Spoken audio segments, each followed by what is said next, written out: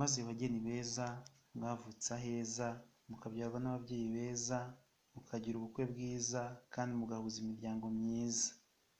Mwaduhuje kuri uyu munsi mwiza, tubifurije umugisha mwinshi, ngaho muzabyare hungu na kobwa, muzagira urugo ruhire. Ndibuka umugabo waza kugusura akubwira utugambo twiza, akubwira mu mvugo ituje kandi inogeye amatwi.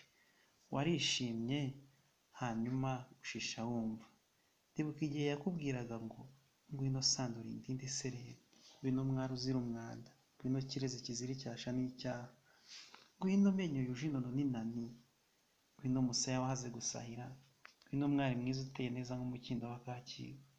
Igihe yavugaga ati nzaguhata salade na sosiso nkurinde gusaraha, nzaguhata imboga nkurinde imburamumaro, ati nzaguhata amata nkurinde amatiku, maze nkuhate nido na dodo nkurinde jido n'ikidodo.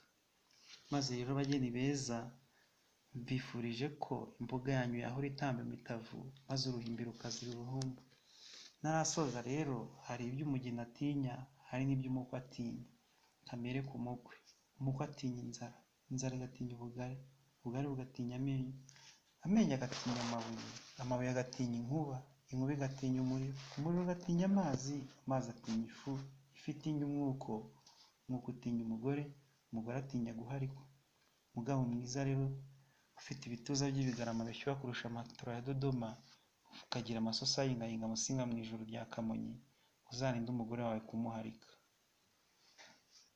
Ngaho rero mbifuriza ishya n'ihirwe kuri uyu munsi, kandi mugire urugo ruhire, muryoherwe n'ubugeni.